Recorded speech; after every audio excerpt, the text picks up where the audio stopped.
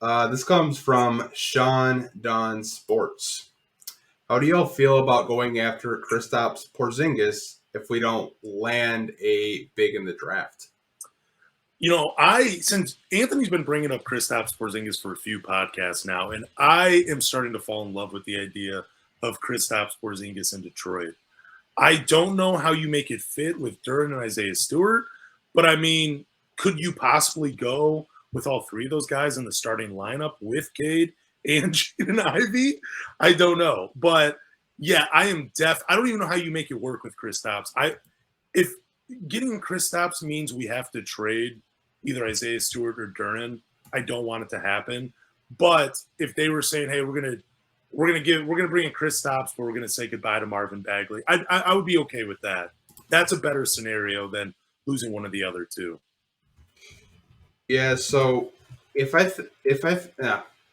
think if you get Kristaps, you're going to move Isaiah Stewart to the bench, and you're going to play Kristaps at the 4 and Duren at the 5, because you still have your two big lineup.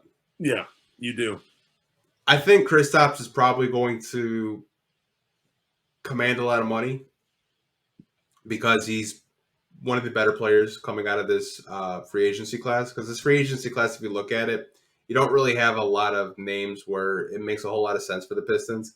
There's a lot of role players and veterans, but I think if the Pistons want to compete and get better, I think Kristaps would make sense. It just kind of depends like what the price point is for him. Like if you're saying like around 25 to 30 million, I'm probably out. Like I'd feel more comfortable like around the 15 to 18 million dollar range for his services, because I think he does bring a different element. You have a 7-1 forward / center that can shoot threes. He can protect the rim with Duren out there. I think it would be pretty interesting, and it would be a really fun dynamic if the Pistons were to get him in free agency. Yeah, I would be okay if, let's just say the Pistons don't have the big man depth that they have right now. I would be okay with them going out there for like low 20s per year. I think he's going to get more than that.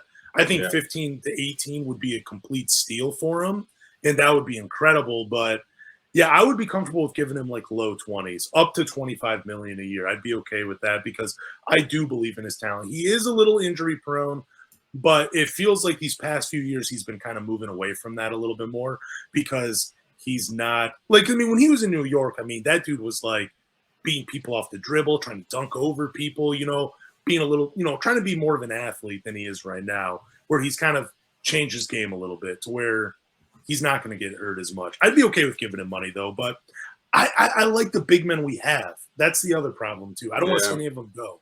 I believe in him.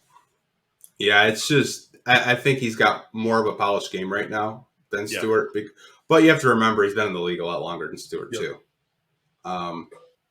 I think it's interesting though. I think he'll be a player that a lot of teams look to bring in, because I think a lot of teams could use his services, but he's going to be at the top of a lot of free agency teams' boards just to go after. But like I said, I would not be surprised if Detroit has interest in him.